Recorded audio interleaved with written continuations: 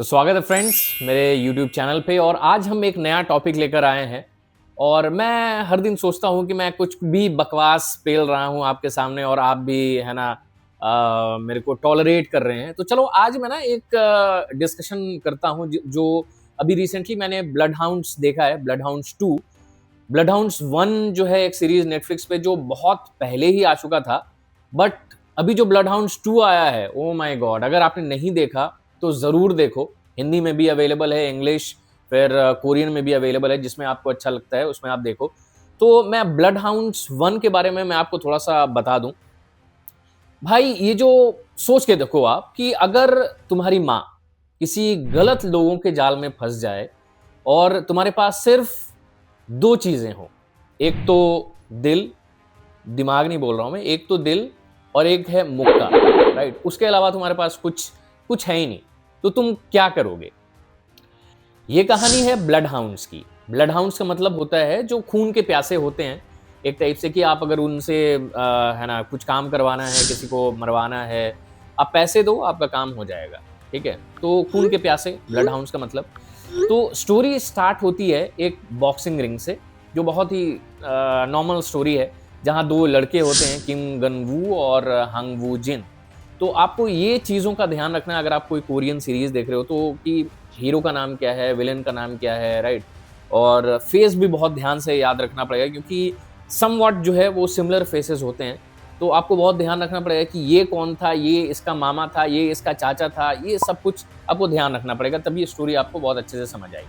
तो जहाँ दो लड़के हैं, किम गन वू जो कि हीरो है अपना, और हंग वू जिन, एक दूसरे को तोड़ने के लिए आए थे। मतलब दोनों की फाइट थी, पंच पे पंच लग रहा है, स्वेट लग रहा है, फिर क्राउड्स का पूरा एकदम शोर, एकदम पूरा भीड़ से खचाखच जो रिंग है वो है। लेकिन फाइट के एंड में क्या होता है, दोनों को समझ आ गया कि असली दुश्मन ये नहीं है, असली दुश्मन जो है वो दुनिया है जो इन लोगों को लड़ते देखना चाहती है, राइट। सो गन वू जो है एक सिंपल लड़का है, माँ से बहुत प्यार करता है, और उसकी माँ एक छोटा सा कैफ़े चलाती है। लेकिन प्रॉब्लम तब स्टार्ट होती है जब वो एक लोन ले लेती है। अब सिंपल सा बात है यार, किसी को भी लोन की ज़रूरत हो जाती है, तो उसकी माँ एक लोन ले लेती है कुछ काम के लिए। तो लोन जो कि हेल्प नहीं, एक ट्रैप होता है, ठीक है। सो अब एंट्री होती है एक ऐसे इंसान की जो पैसा नहीं देता लेकिन ज़िंदगी खरीद लेता है, ठीक है। तो आपने बहुत सारा पुरानी मूवीज़ में देखा होगा कि ऐसे लाला होते हैं जो पैसे लेते हैं, लेकिन उसके बाद फिर आपसे एकदम लाला मेरे माँ के कंगन वापस कर दे, ये वाला तो आपने देखा ही होगा। बट वो कंगन तो नहीं, लेकिन सब कुछ ले लेता है, राइट। सो एक जो अपनी मूवी स्टार्ट होती है ब्लड हाउंड्स सीजन 1, एक ऐसे इंसान की है जो पैसा नहीं देता, लेकिन आपसे ना आपकी दुनिया सब कुछ, मतलब समझ लो कि आप उसके हो गए, ठीक है। तो किंग म्योंग गिल उसका नाम है।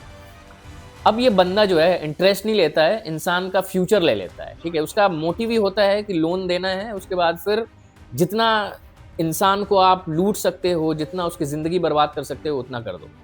सो जब गन वू को पता चलता है कि उसकी माँ इस माफिया के जाल में फंस चुकी है, तो उसके पास दो ऑप्शंस थे, या तो चुपचाप सब देखता रहे कि उसकी माँ को वो टॉर्चर कर रहा है, या फिर लड़ जाए, जो सिंपल सी बात है, कोई भी करेगा। सो उसने सेकंड ऑप्शन चूज़ किया, क्योंकि वो ऑब्वियस सी बात है, वो बॉक्सर भी था बट स्टार्टिंग एज में था। और यहाँ एंट्री होती है असली भाई की, वू जिन, राइट। ये बंदा थोड़ा फनी है, ये वही बंदा है जिनसे इनकी लड़ाई हुई थी, राइट। सो वू जिन जो बंदा थोड़ा फनी है, थोड़ा स्मार्ट है, लेकिन जब बात आती है दोस्ती की तो सीधा जान देने में एकदम मोड में चला जाता है, ठीक है, जान देने का। सो अब क्या होता है, दोनों मिलते हैं एक आदमी से, चेयरमैन चोई। चेयरमैन चोई जो है ये भी लोन ही देते हैं, लेकिन जब दुनिया लूट रही थी तो ये बंदा चेयरमैन चोई लोगों को ना बचा रहा था। कैसे बचा रहा था? वो लोन तो देता था, लेकिन इंटरेस्ट बहुत कम रखता था, और साथ ही साथ उनको इंटरेस्ट फ्री लोन देता था, जो जिनके पास उतनी औकात नहीं है कि वो लौटा पाएँ, ठीक है। तो ज़रूरतमंदों की ये हेल्प करता था। अब क्या होता है कि अब स्टार्ट होता है असली game. Training, pain, punches, sweat, ठीक है, सुबह दौड़, रात को फाइट, यार क्या ज़बरदस्त सा एकदम बंदे ने मेहनत किया है, जो अपने हीरो हैं और उसका जो फ्रेंड है, ज़बरदस्त। और उसमें जो मेन विलन है, उसका एक राइट हैंड होता है, जो कि भाई मैं क्या बोलूँ, बहुत ही ज़्यादा हरामी। ये मैं बिहारी टोन में बोल रहा हूँ, बहुत हरामी। मतलब उसको कितना भी पंच मार दो, लगता ही नहीं है भाई। मतलब एकदम लगेगा ही नहीं, कुछ असर ही ना करे। तो मैं आता हूँ कि वो जब ट्रेनिंग हो रही है, सुबह दौड़, रात को फाइट, राइट? सो ये लोग जिम में बॉडी नहीं बना रहे थे, बदला बना रहे थे। बदला किस चीज़ का? कि उनकी माँ को और बहुत सारी मतलब बहुत सारे लोग थे जिनको इन्होंने मतलब एकदम लगभग जकड़ के रख लिया था, ठीक है? जो विलन था। सो फिर आता है पहला बड़ा फाइट। अब लोन शार्क के गुंडों के साथ। लोन शार्क वही जो लोन देते हैं और पूरा बिज़नेस अपना बनाया हुआ है फेक, ठीक है?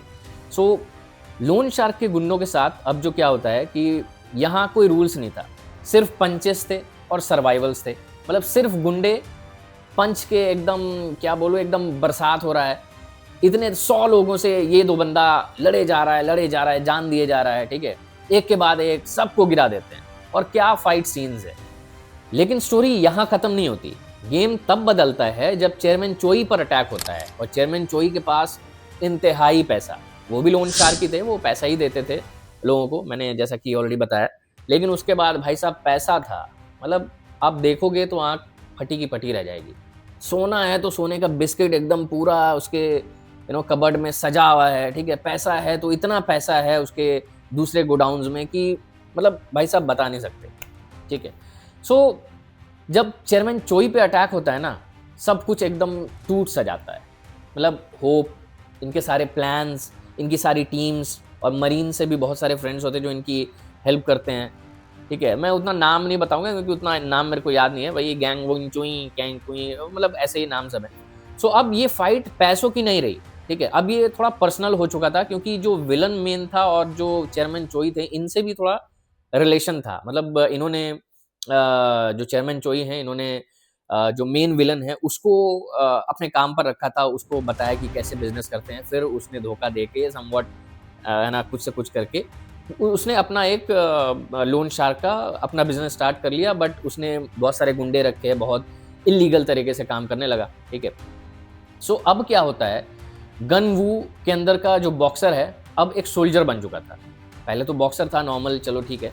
लेकिन हर पंच में उसके गुस्सा था, हर मूव में रिवेंज था, ठीक है? और फिर आता है फाइनल शोडाउन। सीरीज़ थोड़ा लंबा है बट आप देखोगे, मैं एक ओवरव्यू बता रहा हूँ ताकि आपको सारा कुछ ये ना बता दूँ कि चलो भाई मैं स्टार्टिंग से देख रहा था बट इसने मूड खराब कर दिया सारा कुछ। तो वैसे भी नहीं, मैं बस एक ओवरव्यू दे रहा हूँ। सो फिर आता है फाइनल शोडाउन, गन वू वर्सेस किम म्योंग गिल, ठीक है? तो किम म्योंग गिल आपको पता ही है, गुंडा। सो एक तरफ पावर और एक तरफ सच। और भाई साहब जो पावर था, ये जो गुंडा है बहुत हरामी, जैसा कि मैंने आपको बताया। इतना कि आपको ना देख के गुस्सा आ जाएगा। एक उस पे और एक जो बंदा जो थोड़ा-सा आपको हेवी लगेगा, जिसको पंच असर ही नहीं करता, तो उसको देख के भी आपका मूड बहुत ज़्यादा खराब होगा कि साला इतना कमीना गुंडा कैसे हो सकता है। सो आपको फाइट सीन्स जब आप देखोगे एकदम रियल, मतलब लगेगा ही नहीं कि मैं सीरीज़ देख रहा हूँ, एकदम आप लगोगे कि मैं वो सीन को जी रहे हो आप, ठीक है? एक टाइम पे आपको लगेगा कि मैं खुद बचाने चला जाता हूँ, इतना यार इतना फाइट हो रहा है। तो पंच, काउंटर, ब्लड, रेज, ये सिर्फ फाइट नहीं थी, ये माँ के लिए वॉर थी, राइट? और एक जो चेयरमैन चोई के साथ भी इन लोगों का जो हीरो थे और उसके भाई मतलब दोस्त आप जो बोलो, इनका भी एक ग्रुप बन जाता है, ठीक है? ये भी करते हैं। सो एंड में क्या होता है, बुराई हार जाती है।